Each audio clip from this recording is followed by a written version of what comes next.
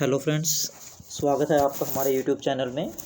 आज हम class 10th से फर्स्ट चैप्टर डिस्कस करेंगे साइंस से, जो कि है आपका chemical reaction and equation. Hindi में इसको रासायनिक अभिक्रिया और समीकरण बोला जाता है। फर्स्ट चैप्टर है और इजी से चैप्टर है। 3 मार्क्स आएंगे इससे आपके एग्ज़ाम में। तो इसमें फर्स्ट है केमिकल रिएक्शन क्या होती है। एक सिंपल सी चीज़ होती है कि ये रासायनिक अभिक्रिया जब कोई एक पुरानी चीज़ से कोई नई चीज़ बने, मतलब जब कहीं पे कोई केमिकल चेंज होगा, बदलाव होगा और उससे कोई नया प्रोडक्ट फॉर्म होगा, उसको केमिकल रिएक्शन बोला जाता है। जैसे कि आपने दूध से दही बनते हुई देखी होगी, ठीक है, कर्ड फॉर्मेशन देखा होगा आपने, मिल्क से जब होती है तो वो क्या है, एक बदलाव हुआ है। पहले जो दूध था उसका जो टेस्ट है और जो बाद में दही बनती है, कर्ड फॉर्मेशन होती है, उसका जो टेस्ट है, दोनों ही बिल्कुल अपोजिट होते हैं। ठीक है, तो यहाँ पे एक चेंज हुआ और इसको ही केमिकल रिएक्शन बोला जाता है। आप ये भी लिख सकते हैं कि आप process in which one or more substance formed a new substance. ठीक है, जैसे एग्जांपल दिया हुआ है कर्ड फॉर्मेशन फ्रॉम मिल्क। उसके बाद आपके जो डेली रूटीन है, डेली लाइफ रूटीन है, उसके अंदर हर रोज़ आप डिफरेंट टाइप्स के चेंजेस देखते हो, केमिकल चेंजेस देखते हो जो आपकी लाइफ में होते हैं। जैसे कि फर्स्ट दिया हुआ है डाइजेशन ऑफ फूड, यानी कि खाने का पचना। आप जो खाना खाते हो वो आप कैसे पचता है, वो केमिकल रिएक्शंस की हेल्प से पचता है जो आपकी बॉडी के अंदर होती हैं। उसके बाद फॉर्मेशन ऑफ कर्ड, फिर आता है रस्टिंग ऑफ आयरन, यानी कि लोहे पर जर लगना। ठीक है, जो लोहे पर जर लगता है।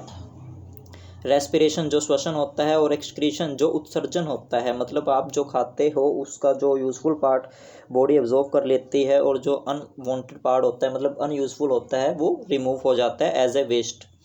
और फिफ्थ होता है formation of gases in atmosphere. Atmosphere में आपने देखा होगा डिफरेंट टाइप की गैसेस होती हैं। एक मिक्सचर होता है गैसेस का, जैसे कार्बन डाइऑक्साइड, ऑक्सीजन, नाइट्रोजन। ठीक है, उसके बाद केमिकल रिएक्शन इन्वॉल्व। अब केमिकल रिएक्शन के अंदर क्या क्या चीज़ हैं, क्या क्या चेंजेस होते हैं किसी भी सब्सटेंस के अंदर। तो कुछ चेंजेस हैं, कुछ पॉइंट्स हैं, वो देखिए। फर्स्ट है चेंज इन कलर। कलर का चेंज होता है, जो आप आगे डिस्कस करेंगे जब हम एक डिस्प्लेसमेंट रिएक्शन स्टडी करेंगे, तो उसमें कलर चेंज होता है। फिर है change in state. State change हो जाती है, जैसे कि आपने देखा होगा कोई लिक्विड है वो बाद में सॉलिड में चेंज हो जाएगा। ठीक है, कोई भी कंपाउंड होगा। फिर टेस्ट की बात करते हैं, टेम्परेचर और इवैल्यूएशन ऑफ गैसेस, मतलब कुछ रिएक्शन के दौरान गैसेस निकलती हैं और कुछ रिएक्शन के दौरान जो गैसेस होंगी वो काफ़ी पॉइजनस होती हैं, मतलब हार्मफुल होती हैं। जैसे कहीं पे अगर कोई क्रैकर चलता है, कहीं पे हम पटाखे चलाते हैं, तो उससे जो गैसेस निकलती हैं वो काफ़ी हार्मफुल होती हैं, मतलब पॉइजन होती हैं। उसके बाद कि केमिकल रिएक्शन होती कैसे है, तो इसके अंदर 2 चीज़ें होती हैं। नंबर 1 रिएक्टेंट्स, नंबर 2 होती है आपके प्रोडक्ट्स। रिएक्टेंट वो होंगे जो रिएक्शन में पार्ट करेंगे, मतलब रिएक्शन होने से पहले जो एलिमेंट्स किसी रिएक्शन में पार्ट करेंगे उसको आप रिएक्टेंट बोलोगे। 2 substance who take part in chemical reaction. ठीक है, यानी कि जो एक एरो हम लगाते हैं किसी भी केमिकल रिएक्शंस के अंदर, एरो के हेड जो होता है उसके अपोजिट में रिएक्टेंट लिखे जाते हैं। ठीक है, लेफ्ट हैंड साइड पे। प्रोडक्ट वो होंगे जो रिएक्शन के बाद बनते हैं। 2 substance which are formed after chemical reaction are known as product. Product क्या होते हैं, जो केमिकल रिएक्शन के बाद बनते हैं। रिएक्टेंट को हिंदी में उत्पाद कहा जाता है और रिएक्टेंट को हिंदी में अभिकारक कहा जाता है और प्रोडक्ट्स को उत्पाद बोला जाता है। जहाँ पे रिएक्शन के बीच जो एरो लगी होती है उसमें जो एरो हेड होता है, एरो का जो हेड है वो प्रोडक्ट्स को रिप्रेजेंट करता है। ठीक है, तो आज हम इसके बारे में डिटेल से पढ़ेंगे। पहले हम इसके टाइप्स पढ़ेंगे, कितने तरह की केमिकल रिएक्शन होती हैं जो आपके सिलेबस में आएंगी, काफ़ी इंपॉर्टेंट होंगी। हर साल उनसे कोई ना कोई 2 रिएक्शंस पूछी जाती हैं जो काफ़ी अर्जेंट होंगी 3 मार्क्स के अंदर। और ऑप्शन टाइप्स के अंदर भी आपको ध्यान रखना है कि रिएक्शन रिप्रेजेंट की जाएगी और आपसे पूछा जाएगा कि इस रिएक्शन के अंदर कौन सा टाइप हो रहा है, मतलब कौन सी ये रिएक्शन शो कर रही है। आगे करते हैं। हाँ, तो बच्चों देखिए, पहली जो टाइप्स है वो है हमारी कॉम्बिनेशन रिएक्शन। हिंदी में इसको संयोजन अभिक्रिया बोला जाता है। The reaction in which one or more reactant are react or combine to form a single new product. एक चीज़ ध्यान रखनी है कि जब आप रिएक्शन लिखोगे तो उसमें रिएक्टेड और प्रोडक्ट का ध्यान रखना है कि कहाँ पे आप रिएक्टेंट लिख रहे हो, कहाँ पे प्रोडक्ट लिख रहे हो। ठीक है, जैसे कि इसमें दिखा रखा है कि जब एक या एक से ज़्यादा रिएक्टेंट कंबाइन करेंगे या एक दूसरे से रिएक्ट करेंगे तो एक नया प्रोडक्ट बन जाता है। जैसे इसमें दिखा रखा है आपको A+B 2 रिएक्टेंट हैं, ये इनके अंदर रिएक्शन होती है, ठीक है, एरो हेड से रिप्रेजेंट किया हुआ है, और उसके बाद AB एक नया कंपाउंड बनता है, नया प्रोडक्ट बनता है। एग्जाम्पल है C+O2, C होता है कार्बन, O2 होती है ऑक्सीजन, ठीक है, और ये CO2 फॉर्म करते हैं, मतलब कार्बन डाइऑक्साइड, जिसको बर्निंग ऑफ कोल भी कहा जाता है, इंपॉर्टेंट रिएक्शन है। दूसरी है वाटर फॉर्मेशन की, H2+O2, दोनों ही गैस मॉलिक्यूल होते हैं, ठीक है, और आफ्टर रिएक्शन ये H2O लिक्विड फॉर्म करते हैं, मतलब पानी बनाते हैं। दूसरा टाइप आता है डीकम्पोजिशन रिएक्शन, जिसको विस्थापन अभिक्रिया बोला जाता है। ये जो फर्स्ट आपने की है उसका जस्ट अपोजिट होता है, मतलब उसमें पहले में क्या था कि 2 रिएक्टेंट मिलते हैं और एक नया प्रोडक्ट बनता है।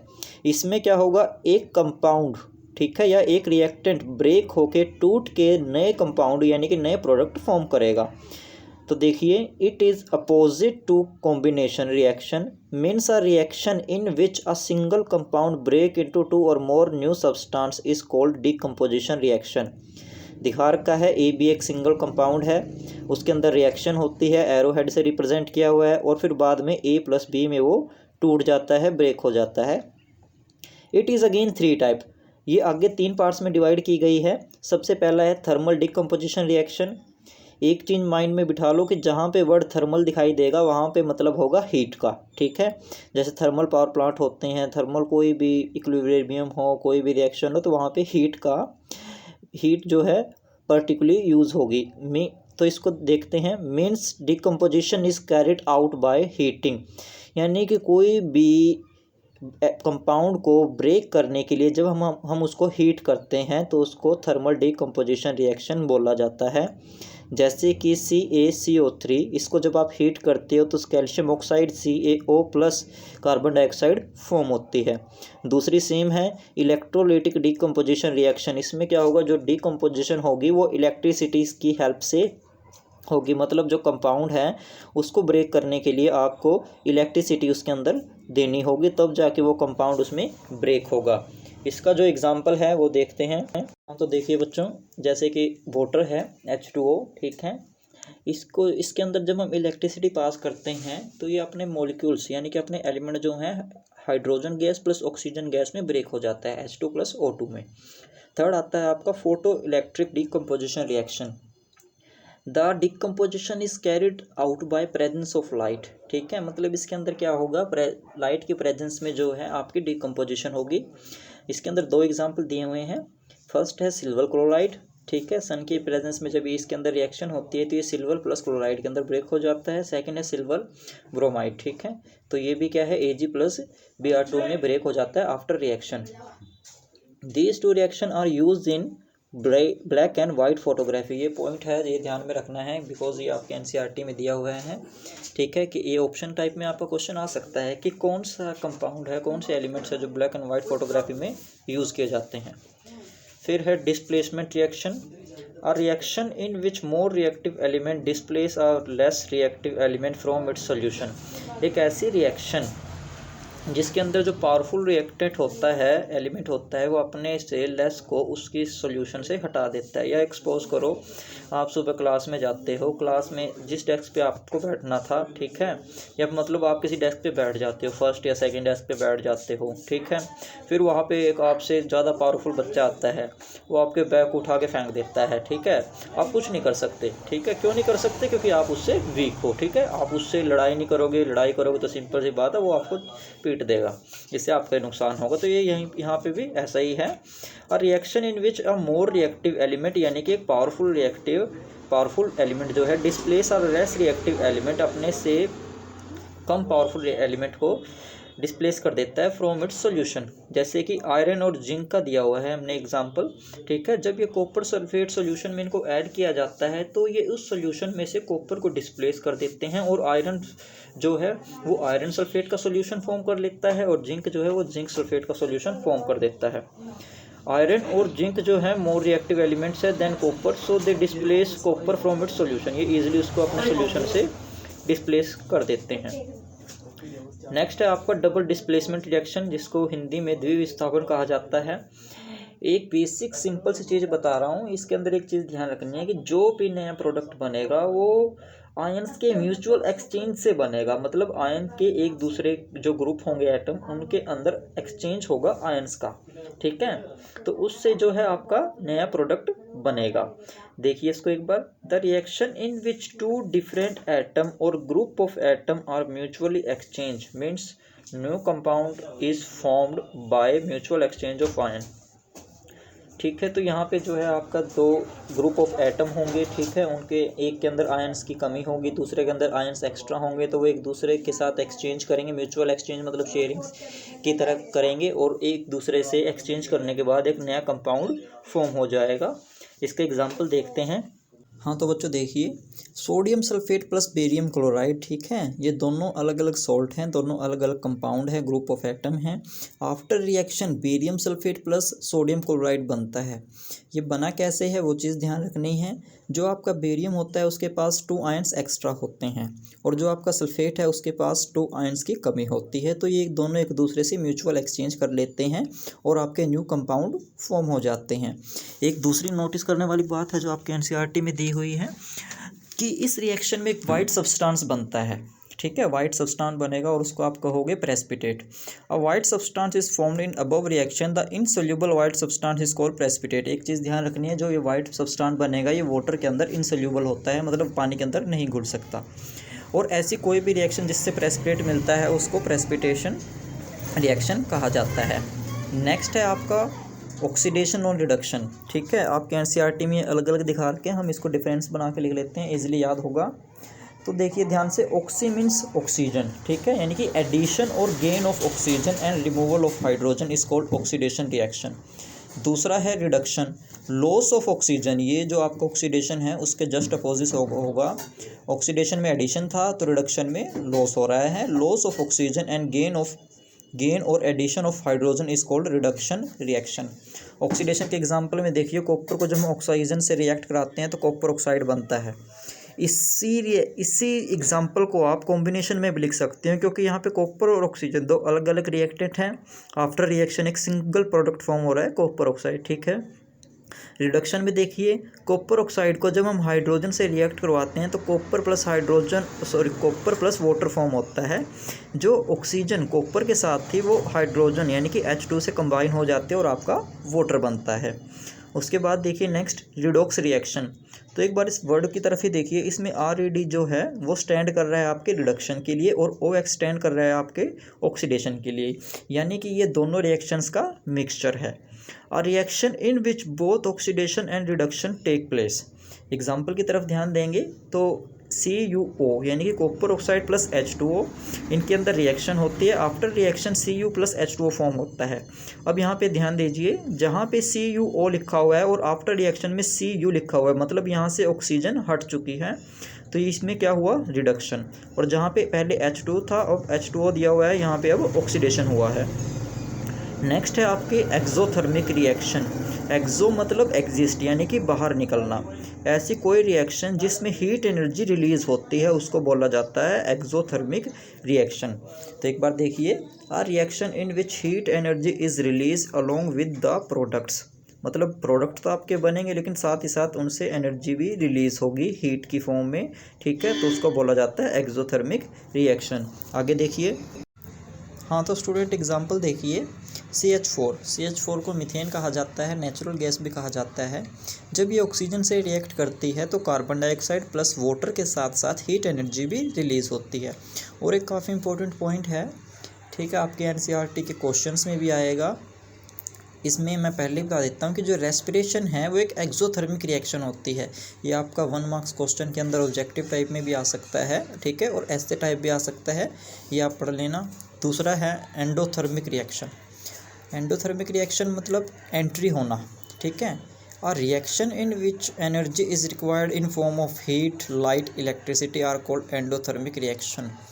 मतलब कोई भी ऐसी रिएक्शन जिसको करवाने के लिए हमें एनर्जी देनी पड़े हीट की फॉर्म में, लाइट की फॉर्म में या इलेक्ट्रिसिटी की फॉर्म में। जैसे कि हमने एग्जांपल लिखा है कैल्शियम कार्बोनेट, ठीक है। जब हम इसको हीट देते हैं तो ये क्या है, गर्म करते हैं। जब हम इसे calcium oxide plus carbon dioxide में टूट जाता है। आप यहाँ पे जो आपने डिकम्पोजिशन रिएक्शन लिखी थी ना, उसके जो हमने टाइप्स लिखे थे, थर्मल डिकम्पोजिशन रिएक्शन, सेकंड हमने लिखा था उसका इलेक्ट्रोलिटिक डिकम्पोजिशन रिएक्शन, और थर्ड हमने उसमें लिखा था आपका फोटोलिटिक डिकम्पोजिशन रिएक्शन। उस तीनों के एग्जांपल आप यहाँ पे यूज़ कर सकते हो। नेक्स्ट है आपका केमिकल इक्वेशन। देखो केमिकल इक्वेशन क्या होती है। A chemical equation represent symbiotically the reactant product and their physical state. It is balance in term of mass and charge. किसी भी केमिकल रिएक्शन को शो करने के लिए जो है आप उसकी फिजिकल स्टेट्स, ठीक है, और उसके सिंबल्स को यूज़ करते हो रिएक्टेंट और प्रोडक्ट्स को, ठीक है, ताकि आप उसमें इजीली उसको लिख सको। जैसे कि कोई आप एक सपोज करो आपको मैग्नीशियम लिखना है, मैग्नीशियम वर्ड के अंदर काफ़ी जो स्पेलिंग है उसके अंदर काफ़ी वर्ड्स आ जाते हैं, इसलिए आप सिंपल Mg लिखो, एक शॉर्ट फॉर्म हो जाती है, यानी कि ये मैग्नीशियम का सिंबल हो गया, ठीक है। साथ ही आप उसका स्टेट लिख सकते हो, जैसे स्मॉल s लिखोगे तो सॉलिड, स्मॉल g लिखोगे तो गैस, ठीक है। ए क्या का मतलब होता है एक्वस। तो ये होती है केमिकल इक्वेशन, मतलब आप मैथ में यूज़ करते हो, यानी कि शॉर्ट फॉर्म में यूज़ करने के लिए किसी भी केमिकल रिएक्शन को शॉर्ट में लिखने के लिए केमिकल इक्वेशन यूज़ की जाती है। नेक्स्ट है आपका बैलेंस केमिकल इक्वेशन। तो बैलेंस, देखो पहली तो बात, हमें बैलेंस करने की ज़रूरत क्यों पड़ी है, ठीक है। बैलेंस इसलिए करना पड़ रहा है क्योंकि हमें पता है mass neither be created nor be destroyed in a chemical reaction, ठीक है। मतलब मास ना तो बनाया जा सकता है, ना ही उसको ख़त्म किया जा सकता है, इसलिए वो सेम रहता है। तो एक बार करते हैं इसे। It means the number of atom in same on both side, means after reaction in reactant और प्रोडक्ट। हमारे जो रिएक्टेंट हैं और उसमें जो प्रोडक्ट हैं रिएक्शन के बाद, उनके अंदर एटम के जो नंबर इन्वॉल्व हुए हैं वो दोनों साइड पे सेम रहने चाहिए, उसको कहते हैं बैलेंस केमिकल इक्वेशन। और जब बैलेंस नहीं होते तो उसको अनबैलेंस या फिर स्केलेटल केमिकल इक्वेशन भी कहा जाता है। बैलेंस करने का सिंपल सा रूल है, जैसे हमने एक एग्जांपल लिखा हुआ है। सबसे पहले आप एलिमेंट्स लिख लो, ठीक है। जैसे हमने एलिमेंट्स लिखे हैं आयरन, हाइड्रोजन, ऑक्सीजन। उसके बाद रिएक्टेंट जो एरो से पहले है, मतलब रिएक्शन से पहले हैं, उनमें नंबर चेक करें कि जो हमने एलिमेंट लिखे हैं वो उसका नंबर क्या है। जैसे रिएक्टेंट का 1 है, ठीक है, मतलब आयरन का 1 है, हाइड्रोजन के 2 हैं और ऑक्सीजन का 1 मॉलिक्यूल है। प्रोडक्ट्स में अब आफ्टर रिएक्शन में देखिए, आप आयरन के 3 मॉलिक्यूल आ जाते हैं, ऑक्सीजन के आपके 4 हो जाते हैं और हाइड्रोजन के आपके भी 2 हैं। तो हम इसे बैलेंस करेंगे, मतलब आयरन को हम 3 से मल्टीप्लाई करेंगे तो 3Fe हो जाएगा, ठीक है। और जो ऑक्सीजन 1 है उसको 4 से मल्टीप्लाई करेंगे तो वो 4 ऑक्सीजन हो जाएंगी। लेकिन जब हम ऑक्सीजन को 4 से मल्टीप्लाई करेंगे रिएक्टेंट के अंदर, तो आपके हाइड्रोजन जो हैं वो 8 हो जाएंगे। इसलिए प्रोडक्ट साइड में आप क्या करोगे, जो हाइड्रोजन है आप उसको 4 से मल्टीप्लाई कर दोगे, वो 8 आपका आंसर हो जाएगा। इस तरीके से आपके जो ये रिएक्शन है, इक्वेशन है, ये बैलेंस हो जाएगी। जैसे 3Fe + 4H2O after reaction Fe3O4 + 4H2। तो ये आपकी यहाँ पे बैलेंस केमिकल इक्वेशन कंप्लीट हो जाती है। इसकी आप जितनी ज़्यादा हो सके उतनी प्रैक्टिस कीजिए, ये पेपर में काफ़ी इंपॉर्टेंट है, हर साल आती हैं, ठीक है। हर एक कोड के अंदर ABCD 3-4 कोड में से किसी एक कोड के अंदर आपको ये मिल जाएगी और इसकी आप काफ़ी प्रैक्टिस कीजिए। आगे कुछ 2-3 टॉपिक हमारे छोटे छोटे से रहते हैं, वो कंप्लीट कर लेते हैं, आइए देखते हैं उन्हें। हाँ तो बच्चों, नेक्स्ट टॉपिक है हमारा effect of oxygen in daily life. इसमें है corrosion. When a metal is attacked by substance around it such as moisture, acid, air, etc. मतलब कोई भी मेटल है, जब उस पे उसके आसपास का एनवायरनमेंट, उसके आसपास का सराउंडिंग ही उस पर अटैक करता है जिससे कि वो डैमेज हो जाता है, उसको बोला जाता है कोरिजन। एग्जाम्पल है रस्टिंग ऑफ आयरन। जो लोहा है, लोहे को जब आप कहीं पे एनवायरनमेंट के अंदर, ओपन एनवायरनमेंट में उसको आप रख देते हैं, तो वो मॉइस्चर के कांटेक्ट में आके या फिर एयर के कांटेक्ट में आके उस पर रस्ट लगना शुरू हो जाता है। सेम होता है हमारे सिल्वर के साथ, ब्लैक कोटिंग ऑन सिल्वर, ठीक है, और green coating on copper. Copper जो है उस पर ग्रीन कलर की कोटिंग आ जाती है और सिल्वर पर ब्लैक कलर की कोटिंग आ जाती है। हाथी क्यों है ये, क्योंकि हमारे सराउंडिंग में जो मॉइस्चर है, ठीक है, या जो एयर है, वो इनके साथ रिएक्ट कर लेते हैं, बिकॉज दीज आर मेटल्स। एक चीज़ ध्यान रखनी है जो आपके NCERT में काफ़ी ज़रूरी है, केमिकल फार्मूला दिया हुआ है रस्ट का, वो ध्यान रखना है आपको, Fe2O3.XH2O, ठीक है।